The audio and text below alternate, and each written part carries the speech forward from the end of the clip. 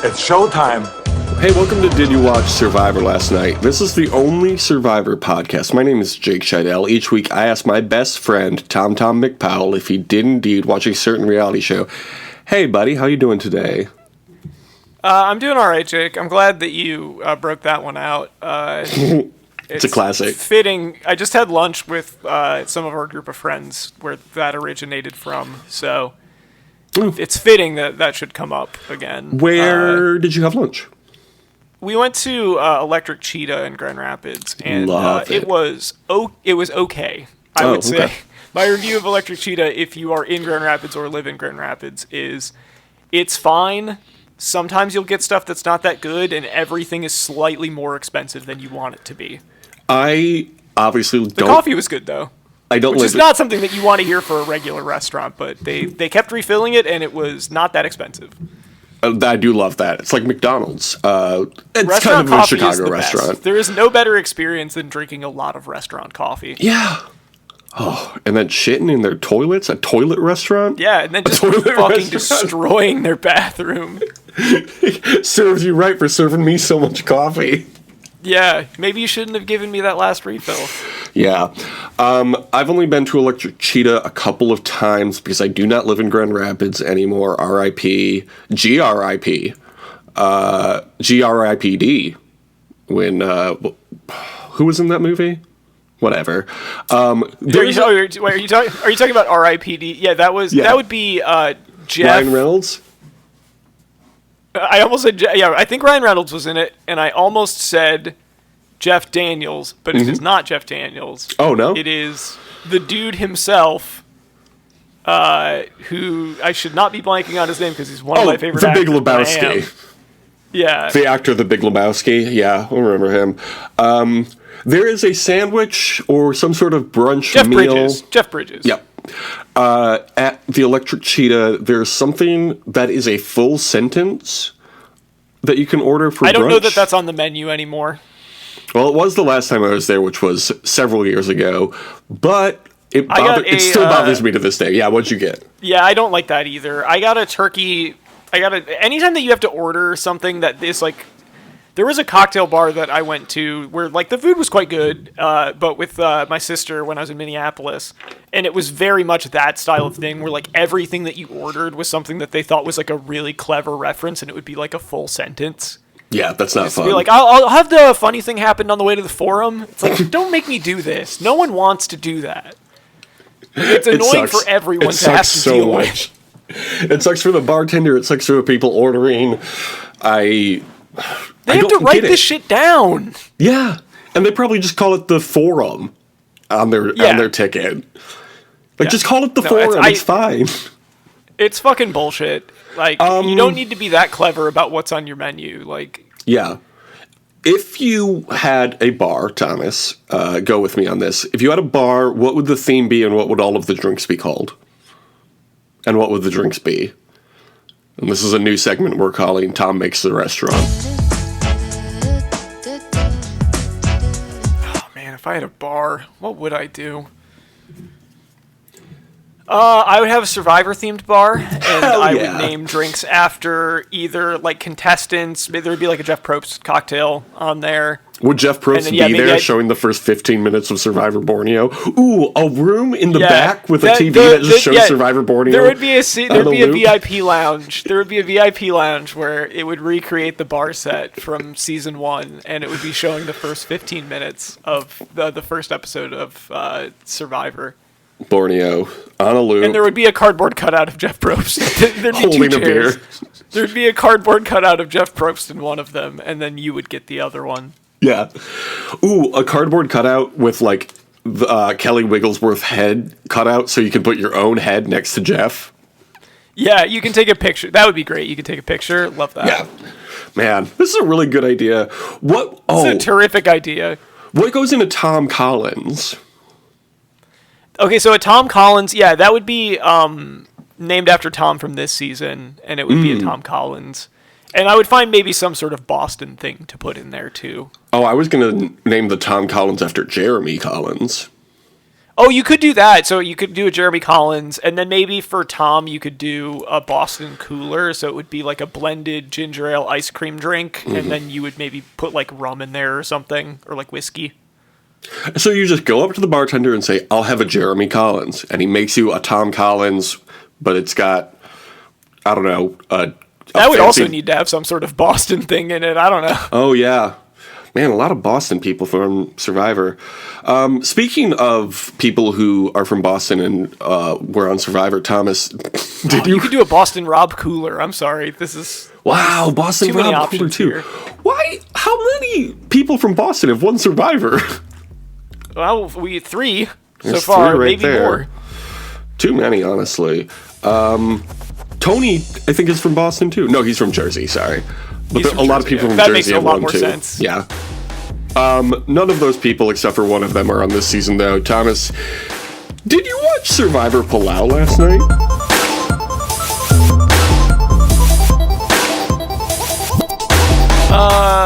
Yes, I did. I don't know why I had to think about Yeah, that. what are you talking about? It's too busy thinking about... I was in my head, I was like, what would Sandra's cocktail be? But we gotta move on. Queen Sandra, I don't know, something good. Probably something really good and expensive. Make whatever Sandra's cocktail is. Her last name double. is Diaz Vera, right? Diaz Twine. Diaz Twine. So it'd be Sandra Sangria's Twine. It would be Sangria. That's really good. That's really good. If you have any more ideas for... Or it could be Sandra Diaz Wine. There's options here. That is beautiful. Okay. The first episode we talked about this week was called The Great White Shark Hunter. What did you think of that episode title, Thomas? Pretty good. Yeah, I like it. Again, nobody said that, but... I think Kobe did, honestly. Oh, maybe, okay. I feel like he said something similar to that. I didn't catch it exactly, but I'm pretty sure. Yeah, I think it's a good title. It first aired on March 31st, 2005. Thomas, how old would you have been? March 31st, 2005. Jake, I would have been 13 years old. Would have been 14 years old. Not to brag, but I did have a birthday recently. So I'm about 14 years old. Pretty neat stuff. Teenager, pretty cool guy. Last week's episode received 19.15 million viewers. How many viewers do you think this week received? I'm going to say that this one received exactly 19 million. In fact, it went up. 20.89 million viewers this week. Wow, okay. Yeah, people are still were into like, this show. the word got out that this is a really fucked up season. And people were like, I gotta see what's gonna happen. So we start off on Ulong, and they all talk about how it's weird that there's only 3 people left. Ibrahim says it's more like a group of friends than a tribe. This was such a bummer to watch. Just them just sitting around waiting to be picked off. Yeah, like they know what's gonna happen. Yeah. Over on Karor, it's a completely different story. Tom is doing crunches on the beach. Ian catches a giant clam. They all eat. Then they leave remnants in the water and attract a fish. A big fish, known as a shark. Also, Ian cuts his foot open at one point, which seemed like it would be a bigger deal. It ended up not being a huge deal. And then Tom, your namesake, slices a shark in half with a machete. Pretty cool. Very cool. Very cool moment. Hard to deny. Very cool. You love to see it. This is what Survivor is all about. I mean, what's there to say about this other than it was great? We love the shark. We love Tom. We love Ian. We love catching a shark. We love cutting its head off with a machete. You know, just a couple of seminal moments for an already memorable season. Have you ever eaten shark? I have not. Me neither. I don't know how you would prepare it. I feel like it's like any other fish. I do kind of wonder though, like, do we eat a lot of fish that are predators? I don't think that we do. I do, but maybe I'm just built different. I don't know. Well, like, I don't know that is, you know, in the same way that, like, I think I don't know that affects fish in the same way it would like mammals, because you don't really eat predators for the most part, because they're kind of gamey. Like they're not. I think herbivores tend to be better to eat because of their diet, and I don't know if that's the case for fish as well. I guess people eat alligator, and that's supposed to be pretty good, but that's a reptile, so that's a whole different thing. Yeah, and people eat buffalo, and buffalo will come after you. Bison. So, I don't know. But they don't eat other mammals. They're herbivores. They're just mean. They're not even mean. They just will defend themselves. So you can grill a shark in a steak. You can pan-sear a shark steak. You can make shark ceviche. It sounds kind of like a tuna, you know, because a tuna's a bigger fish, and you can do like a tuna steak or something like that, you know, which are delicious. They're as good as any cut of beef you're gonna get. Yeah, I'll eat it. Send me a shark. I'll eat it. Tree Mill tells them to build a signal that can be seen from the air, which is a very good and cool challenge, and I liked it. I liked it a lot too. I thought it was really funny because like Ulong did a pretty good job with theirs, but I don't know why they thought like let's start directly at the tree line. The positioning of it was so dumb, and I don't know how it happened. They were tired. Okay, they didn't want to move too much. I don't blame them. They did all the work to do it, but they didn't want to do it like several feet away from the tree line. And what about the what's it called when the water goes up? The tide. You know, what if the tide comes up and washes it away into the ocean? It's a great question, Jake. I'm just saying, like, I get it. I understand where Ulong is coming from.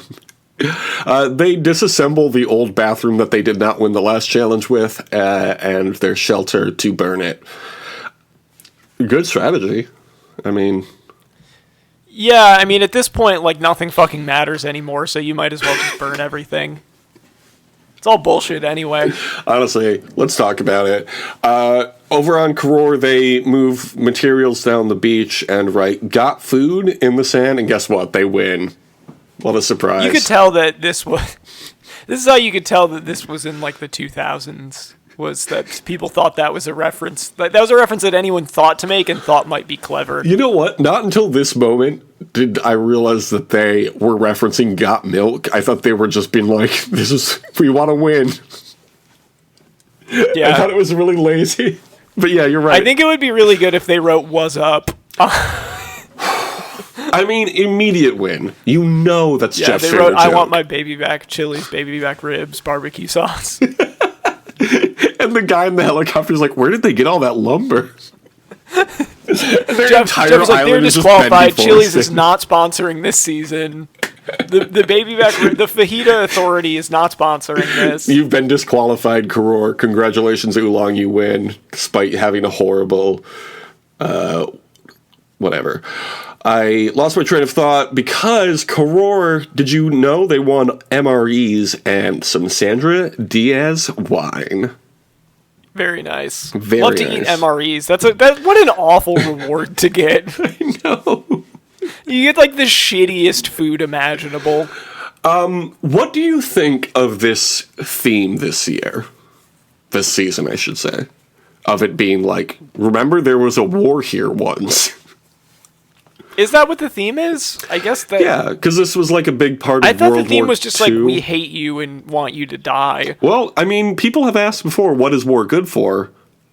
I guess actually the theme is we hate some of you and want one tribe to die. Because the other tribe they built like a big fuck-off shelter for, so... I completely forgot about their gigantic palace that the literal crew of the show built for them. Yeah, I was gonna say when you lost your train of thought, I was gonna say, oh, you lost your Home Depot boat of thought. I don't know what that means. We love the Home Depot boat, folks. The Home Depot boat. Okay, I just didn't hear you. The Home Depot is very good, and bring it back. Man, so many times they've been like, here's a great aquatic vehicle that we're going to introduce into the show's lore, and then they never bring it back. It's honestly, it's just bullshit when you ask me. What I'm trying to say I is think bring back that- the jet ski. Yeah, get the jet ski back. Bring back the Home Depot boat. What are some other boats that have happened? I mean, two's a pattern, you know? The Lost Raft. Get that back. Yeah. We have to go back, like Jack At said. my Survivor bar, there's going to be a cocktail that's just called. I'm actually breaking my own rule. It'll be called "They Took My Son." And that's like a Shirley Temple, you know? It looks like an alcoholic drink, but it's not technically. It's just for kids. Jake, I think that we should have neighboring bars, one of which is a Lost bar and one of which is a Survivor bar. So Yeah, you could as have long- like the "They Took My Son." You could have the "We Have to Go Back."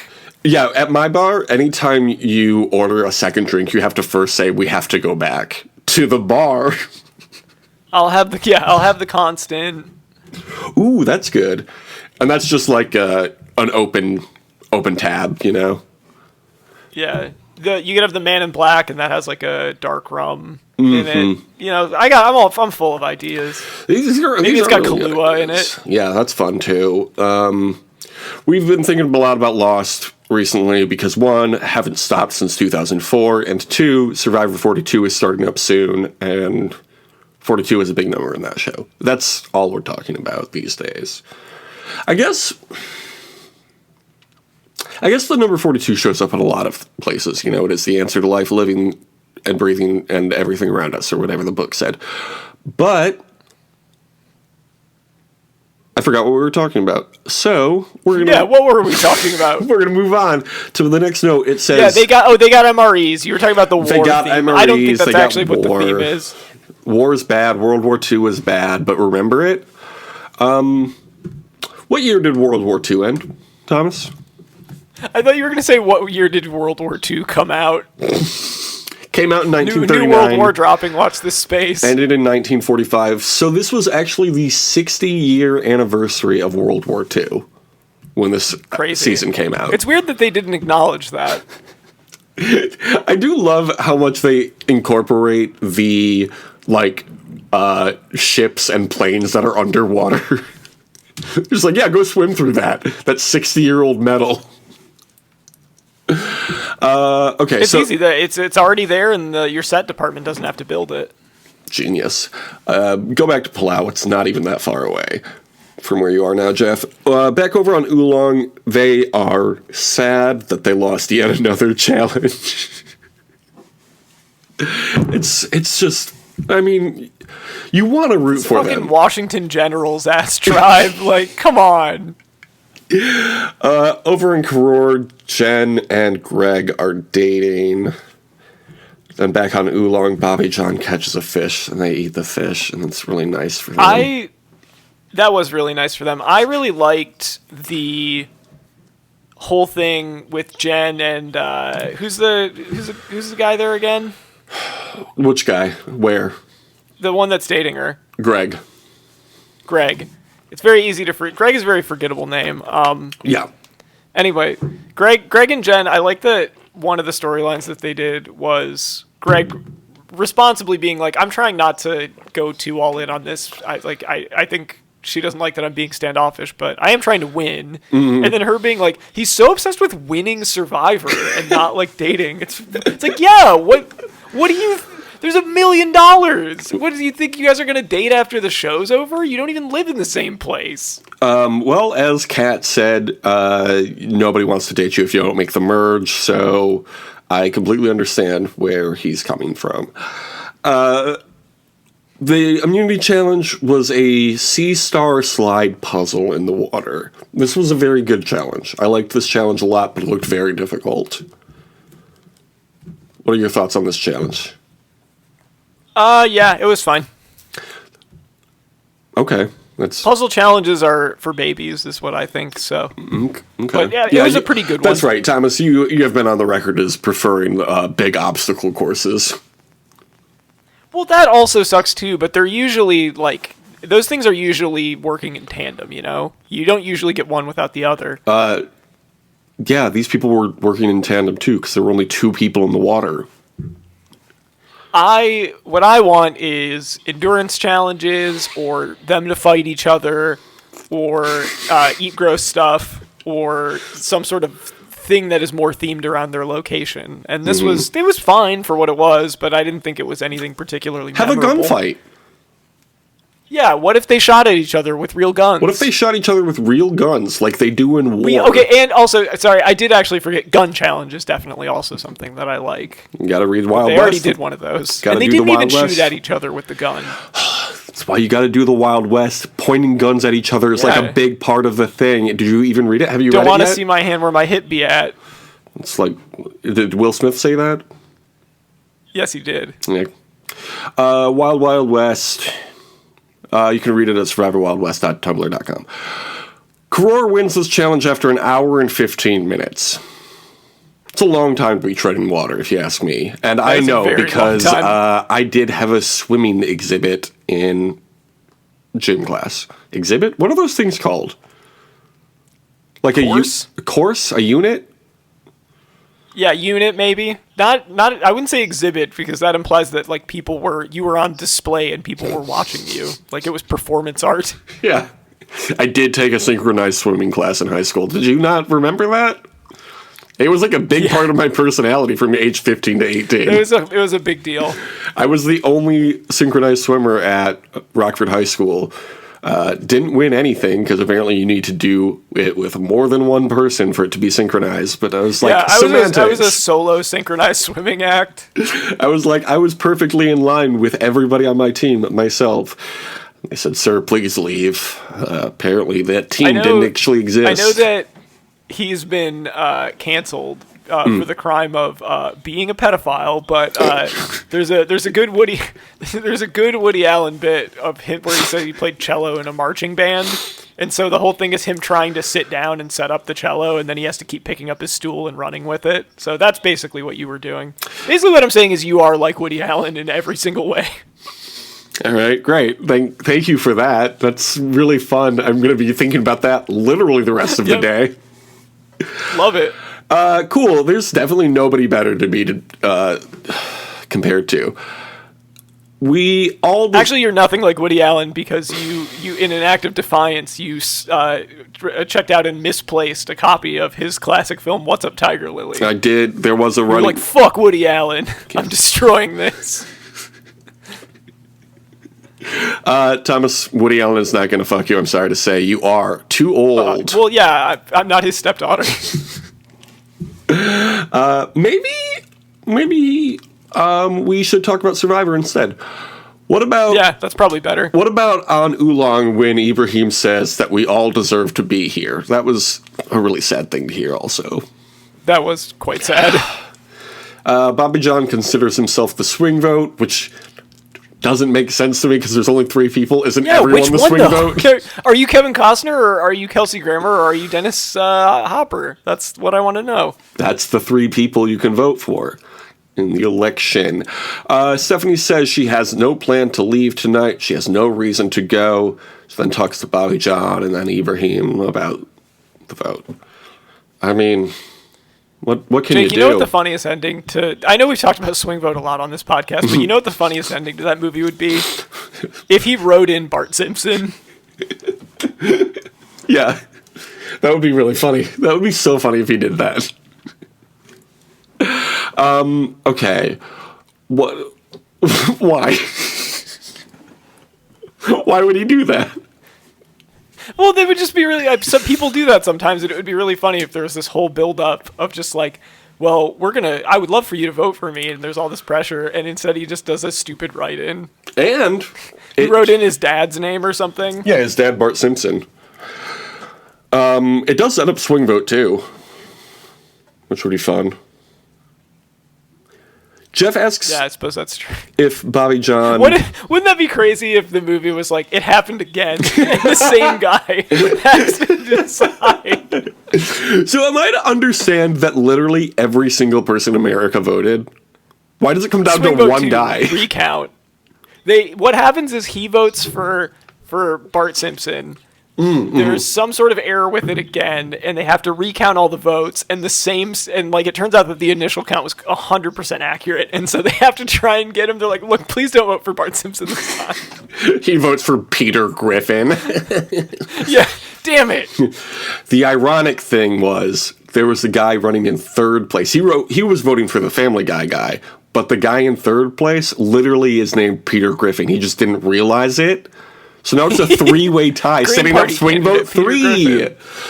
Man, what a great movie. And Swing Vote 3. When asked for comment, Mr. Griffin said that the vote was, quote, friggin' sweet. Yeah, this reminds me of the time I got Wait a till I 3-way tell tie Lois. for president. And instead of debates, they can fight a chicken on stage. Yeah, love it. It's so funny. Jeff asks if Jeff asks if Bobby John lost the challenge for them. Jeff loves to shit on everyone. You would think Jeff loves Bobby John, mean. but he does not. They discuss how much they depend on each other. Also, Jeff has a cold, which was weird to hear. Why don't you call in sick, Jeff? That's what I do all the time. You ever call in sick just because, like, you don't feel like it? If any of my employers from any job I've ever had are listening, no. Yeah, same. You can't see, but I'm winking. Because you're not. Because you wouldn't do such a thing. Because you're a good capitalist. No, never. Jeff asks why to vote Stephanie out, and Bobby John says that she's a threat. Ibrahim says that he's loyal. Steph says that she'll vote based on how it will help her in the game. How is it going to help you in the game? You know you're going to lose the next one, too. Yeah, come on now. So Ibrahim gets 2 votes, Steph gets 1 vote. I mean, it was going to be sad no matter who went home, honestly. Yeah, this was like, it's just grim. Every tribal they have is just more depressing than the last. Because no one, like, wants, I mean, like, it seems like they all like each other to a certain extent, and, like, they're all just beaten down. Yeah. It's sad. The second episode we watched this week was called Neanderthal Man. What did you think of that episode title? This is a reference to Bobby John. Yeah, I think pretty good. Pretty good episode title. This first aired on April 7, 2005. I'll ask you again, Thomas, how old would you have been April 7, 2005? Jake, I would have been 13. Just a little baby teenager. I would have been cool, mature, 14 years old. The previous episode, remember, got 20.89 million viewers. How many viewers do you think this one got? I'm going to say this one got 21 million. 19.75. It has been they lost over 1 million viewers. It's been pretty steady around 20 the whole time, though. That's pretty cool. That's pretty cool. There's no big dips, you know? Sometimes there's big dips. Not this time. Yeah, sometimes there are big dips. Not this time, though. Yeah. Stephanie thanks Bobby John for keeping her around, and she says she's ready to bring home the victory. What do you think? What are her chances here to bring home the victory of Survivor 10? Virtually non-existent. Well, maybe. You might be right. Kror is overrun with rats. Kobe's upset because he has to do all the chores. And then the rats are getting smarter at one point and more bold, I believe he says at one point. I think because they don't see him. The rats don't see them as a threat anymore. Kobe is annoyed that the women sit around and says that he's too much of a feminist to sit around and let these alpha males cater to these women, and the women are just eating it up. You know, like how feminists talk. Well, these girls have got to do it for themselves. I like this. He's right to say this. They're not doing shit. Yeah. Well, they're doing one thing, Thomas, and that be shopping. Yeah, these women be shopping the whole time. Yeah. And, like, yeah, you know, the thing about this is I know you want to have people vote for you or whatever, and, like, maybe there'll be jury votes, but this is Survivor, and doing all the work for people who are doing nothing seems like maybe not the best strategy going forward, to have them just expect that from you. Yeah. At the reward challenge, they do an eating challenge for fresh water, a shower head, Crest toothpaste, and Scope mouthwash. Were you expecting these brands to show up, Thomas? I can't say that I was, but some solid branded content there. Definitely stuff that you would want to win. The Mouth Health Authority is back in charge. And that's good because they do have to eat partially formed duck eggs. You were saying before we started recording that Bobby John had this in the bag for them to win. Yes, but he screwed up He somehow. did, and then he tried to eat all 5 eggs, because the last one was, they kept right. escalating how many they had to eat. The last one was a timed challenge where they picked the best competitor. And honestly, the 2 members of Ulong both acquitted themselves pretty well in their individual initial challenges. Bobby John seemed like he was eating them individually pretty quick. His strategy for eating 5 quicker than Tom was to put all of them in his mouth at the same time, which is fucking idiotic because he couldn't swallow it. There was too much. Yeah, it's like that bunny game with the marshmallows that kids play at birthday parties. You know the game I'm talking about? Chubby bunny. I do. Bunny. I don't. I was just letting that. I was letting you riff. Yeah. I don't understand what he was thinking there. And Tom knew that he had him beat, so he didn't even really have to press at the end there. Because what is he going to swallow 5 duck eggs at once? Like, absolutely not. Yeah, chubby bunny, more chubby ducky, Bobby John. Chubby Bunny is an informal, recreational, and hazing game that involves the placement of an increasing number of duck eggs or similar items, such as cotton. What the fuck? I would absolutely not put a bunch of cotton balls in my mouth. Why would Fuck you do that?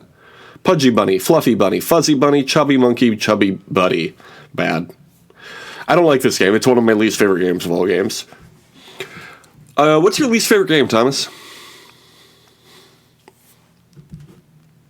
Probably. The Game of Love? Man, I don't know that anyone has really rated with me enough for me to be like, I hate this. Red Rover seems childish. Red Rover. Red Rover. Yeah, Red Rover sent Jeff Probst over to be a guest on this podcast. Don't know why he hasn't responded to any of our emails. I don't know what we would talk to Jeff about. Probably Survivor. Can you imagine attempting to talk to Jeff? Yeah, he would just do all of his lines to like promote Survivor 42 and be like, remember, 42 is an important number in Hitchhiker's Guide, and I love Hitchhiker's Guide, and it's going to be so much fun. I think it would be really fun to interview Jeff using the Jeff having an important conversation tone the entire time. I want to see it. I want him to come on this podcast and be like, so Survivor 41, and only refer to every season with our dumb nicknames for them, and see how he responds. That would be fun. It would be a fun little thing to do with Jeff Probst, and then be like, and also, Jeff, you have to record your own audio and then email it to me. It'd be really great to have Jeff on and, like have it be like a big triumphant moment for the podcast, because that's a huge get, and then just immediately make him hate us. Do like a Hollywood Handbook style interview with him. I'll put it on Reddit and be like, guys, we finally got Jeff Probst. And then be like, what the fuck? Why are you so mean to him? We love this man. That'd be funny. He knows what he did. He's had it coming for a long time. This season alone has earned a terse interview for him. Yeah. Okay, so Stephanie and Bobby John discussed the challenge and how good Tom is. Then back over on Karor. Katie calls winning all the time monotonous. I love that. I'm so bored of winning. It just sucks, you know?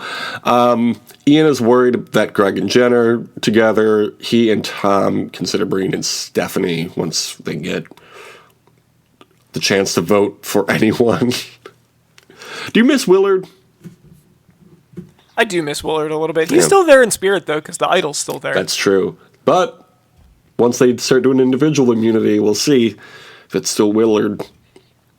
I think it would be really funny if Willard getting eliminated had cursed Karor and they lost every challenge after that, but that didn't happen at all. That would have been opposite, great. In fact. I wonder if anything like that has ever happened. I don't have the encyclopedic knowledge that every Reddit reader has of this show, but that would be very funny. At Ulong, Stephanie... So what you're saying is that you're doing a low-effort hosting job. No. They haven't deleted me for being low effort in months, so that's pretty good. I will say, though... Do you think that's like a hazing thing that they do? Like they saw that you were new around those parts? Yeah, that's gotta be it. They were like, you're gonna have to work for our acknowledgement, just like Jeff Probst does, or requires, you know. And they also love big moves on... They took Survivor Reddit. they like big moves so much that they took advanced big moves. You know what they really love on Reddit, on Survivor Reddit? What's that? Big memes. Yeah? That might have worked better in text. That joke might have worked better in text. Because big moves and big memes are kind of spelled similarly. Anyway. Yeah. Okay. Thanks for explaining that joke. You're welcome. We're on Ulong. Stephanie talks about how gross Bobby John is. Bobby John blows snot rockets and eats the whole crab. One of my favorite, like, dumb guy edits of just like, this guy's a fucking idiot, and then it's him eating the crab shell and spitting it out. Like, yeah, what did you think was going to happen? They struggled to get their boat in the water. This was really hard to watch, too. Bobby John catches another fish. Call him Bobby Fish. That was nice. They needed something to go right. Yeah. They do a balance beam over the water for the immunity challenge, then there's puzzle pieces and a word search, and then they have to form a phrase. What did you think of this immunity challenge? Why do something this complicated when one tribe has two people? Right. Like, come on. That's not fair. Maybe to, like, give them a greater chance of coming back and winning. Maybe? I don't know. I don't know. I don't think that this was weighted in their favor at all. No, nothing has been. Kror wins this one. Surprise, surprise. Back at camp, they sing their own praises. Then Kobe has a long monologue about how he was bullied while growing up. This was nice. I like Kobe. I like Kobe, too. Shaq's second friend.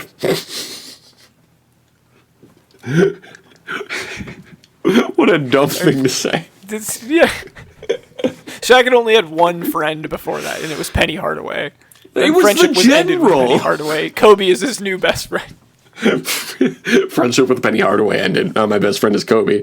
Not the Kobe you're thinking of, Kobe from Survivor. Over on Ulong, they're both just like, what now? And then Bobby John makes a fire, and Stephanie conjectures about what will happen after Tribal Council. No, Thomas, am I using the word conjectures correctly there? I hate when I conjecture incorrectly about what is going to happen at Tribal Council. Whatever, it's time for wildlife shots. Alive. There was a shark. We did a whole thing about it. There was a mouse. There was a snake. There was a grasshopper. There was flies. There was rats. There was turtle. There was dolphins. There was jellyfish. There was blue and white bird. We already talked about sharks, okay? We're done. We're done moving talking on. about sharks. I looked up a recipe online and barely read it. Like a shark, after we talk about sharks, we must keep moving forward or we will die. Oh my God, Thomas. There is this great Woody Allen bit where he's like, a relationship is like a shark. And that's like the only movie reference to sharks I can make, honestly. Yeah, it's where a shark is about to do some cocaine and he sneezes. There was also a lizard and a fish called the humphead wrasse. You know about the humphead wrasse, Thomas? That is an overly sexual name. Wrasse. Also, did not look up the pronunciation, so don't yell at me. It's also called the Maori wrasse, Napoleon wrasse, or Napoleon fish. It has... After your one and only comment about this fish, this first fact is going to be great for you. It has very thick lips and a big hump on their forehead. There we go. That's what I was waiting for. What'd that mouth do? Yep, there we go. It varies in color from greens to blues to purples. According to Wikipedia, these fish can weigh up to 180 kilograms and up to 2 meters in length. Do you know how much that is in American? How much is that in American? It's probably a lot. It's a lot more than I realized. It is 6.5 feet long and nearly 400 pounds. It's just a fish. Why does it need to be that big? That fish is the sign of, like, a notably huge offensive lineman. Yeah. Too big. Could swallow a baby, honestly. It can be... Also, sex addiction is very serious, and I think calling them humpheads is very inappropriate. Mm-hmm. Yeah. They can be found around Africa as well as in the Indian and Pacific Oceans. They live around 30 years. just like us. We've lived around 30 years. And That's true. We have lived around 30 years. And they become sexually mature after 5 to 7 years. Babies having babies. There we go. Okay, I was waiting for some joke you were gonna make, because I was like, look, this is a very sexual fish. Okay, you keep talking about the fish having sex. I'm gonna comment on it. they are hermaphrodites, Thomas. So Sorry, I'm not allowed to. I'm sorry, you're allowed to talk about that fish having sex, and I'm not. I don't know why. you're canceled for fish sex. Yeah, what? Because I said I wanted to fuck the fish. Okay, is that what you want to hear? Thank you. I know the woke mob is gonna come after me for that, but I'm just saying what everyone's thinking. They're sexy fish. They have very thick lips. What am I supposed to think? Yeah, and I think that the fish age of consent is too high. You just said they reach sexual maturity at ages 5 to 7, but apparently I'm not allowed to say that. They are hermaphrodites, so they can produce eggs and sperm at different points in its life. The reason for this is not yet known. Yeah, because there's so many social taboos about it, we won't even find out. People aren't getting in there to see what's going on. Okay, cancel me if this is a rude thing to say, but that they, them, Fusshy, you know? Damn it. I'm mad that I was the one that was making all the sex jokes about the fish and you just fucking blew me out of the water. Just like a whale with their blowholes. They eat mollusks and other fish. They will take sea urchins in their mouth and then smash them against rocks to crack them open. That's pretty cool. And finally, last fact about this very sexual fish. On a scale of extinct to least concern, they are considered endangered. So, Oh, I don't like that. probably too many humans fucking them trying to make a mermaid, Thomas. Shouldn't they be able to self-reproduce because they got both parts? I guess they don't know that for sure. That's not. They're not jellyfish or sea anemones. I don't think they can impregnate They themselves. said they don't know why they have both. You think? Well, also they produce sperm and eggs at different points in their life. So unless they're like a weird guy when they're young, they're not going to like store their sperm for years. Okay. You hear? They're not doing nofap. No, these fish aren't doing nofap. At tribal council, it's just the two of them. And they say that they both agree that it's the strongest people left on Ulong. I guess. I mean, I don't know. That's not really saying much. Yeah. Like, what are you bragging about? Bobby John says that today was his highlight of all of his game in Survivor because I don't remember what his point was, but good for Bobby John. He caught that fish or whatever. Would you say that the members of Ulong are critically endangered at this point? Yeah, I think so. There's only two of them left in the wild. If we don't do something soon, there will only be one left. Bobby John says about Stephanie that she can do anything a man can do, and that's a real feminist right there. That's right. Yeah, get out of here, Kobe. You're trying to mansplain feminism. Stephanie knows. Bobby John I just knows. realized it's actually, with my little critically endangered comment, it's actually fitting that they went swimming with those jellyfish because they disappeared almost as fast. Yeah, right. So the only option here is to do a fire-making challenge, and Stephanie wins. So, congrats to her. It's weird to see Jeff and one other person at Tribal Council. It's very weird. It is quite weird. I didn't care for it, but it was kind of fun to see something new, you know. Next week, we are going to be watching Survivor Palau Episode 9. We're done with the 2 a week. We're down to 1 a week until Survivor 42. What do you think is going to happen here in Episode 9? Stephanie is the last person on Ulong. Stephanie is going to lose, and she's going to have to vote herself out. Just like, do it. Write your name down. You're never allowed to do this except for this time. Thomas, what's your Twitter for people to follow your Wordle scores or whatever else you do on Twitter.com? It's really Wordle space now. You can follow me at Tom Not Tom. Jake pretends that he doesn't like Wordle, but he actually likes it. I'm coming around on Wordle. Send your Wordle scores to him. He loves it. I'm coming around on Wordle. I have an airplane flight tomorrow, so maybe I'll try it on the airplane, but I don't know how long does What if it took you the whole flight to figure out one Wordle? How long does a Wordle take? 5 minutes? Survivor, one Wordle. That's funny. That's the episode title right there. That's not the episode title, actually. I already picked it. That's the episode title right there. That's the episode title right there. One Wordle is very funny. It's going to be a simulated season, actually, though, in which every contestant only has 5 letters in their name. I like that. That's a good idea. Thank you. Jesus Christ. It took me so long to respond to that great idea. Okay, you can follow the show on Twitter at DYWSLN. We'll be talking about Survivor Palau and then Survivor 42 when that starts. And anything else. If you check the show's comments directed towards the show, you can see my Wordle score. And also your brother and girlfriends. Yes, they also love the Wordle, and that's great. We love it. What was I looking up? Oh, Thomas, can you give the people the review on Patreon? No, on iTunes right now while I look it up? See if anybody left it for us. This is my favorite podcast. I like it better than all the other podcasts. I give it a big thumbs up. If you leave it on Spotify, you don't have to, but you can put in, I look forward to seeing it in my Spotify Wrapped this year. Yeah. And so far, nobody's left a review on Apple Podcast for us since July of last year. I don't even know what we were doing in July of last year.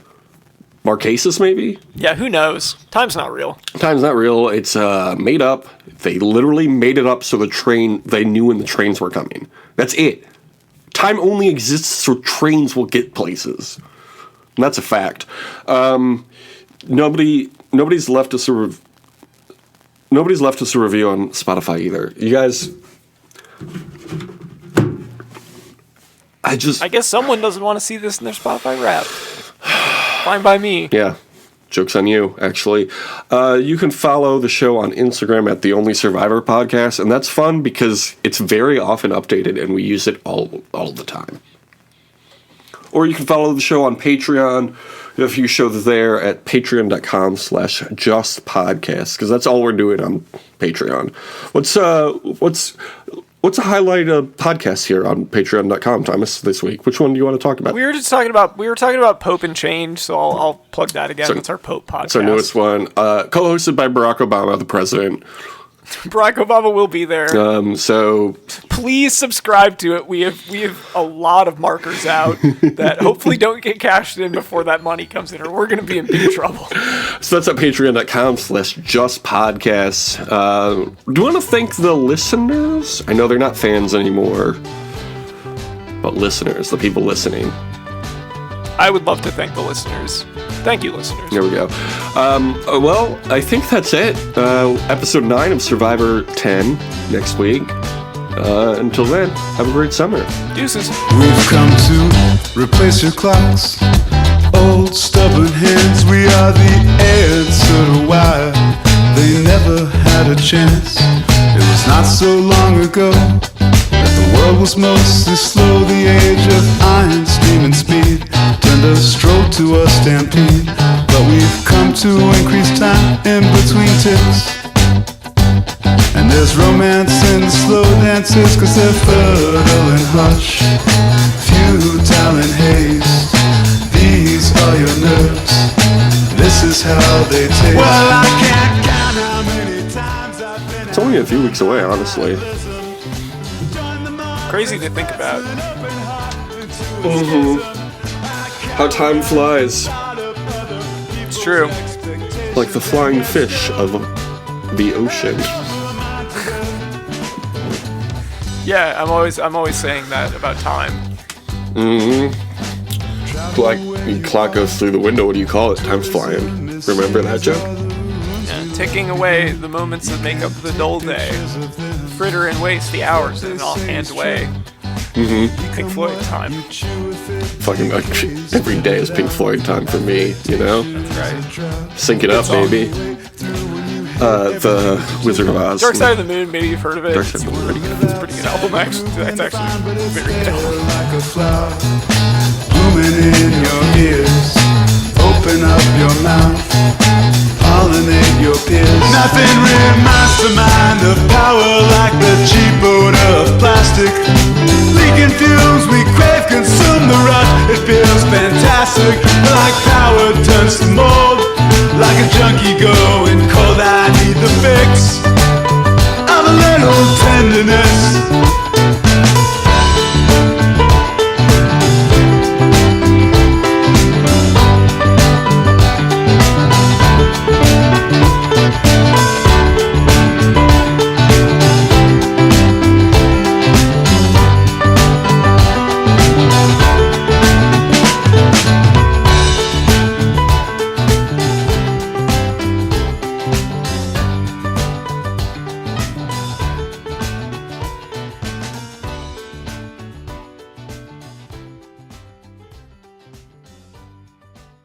Smarten up, probes.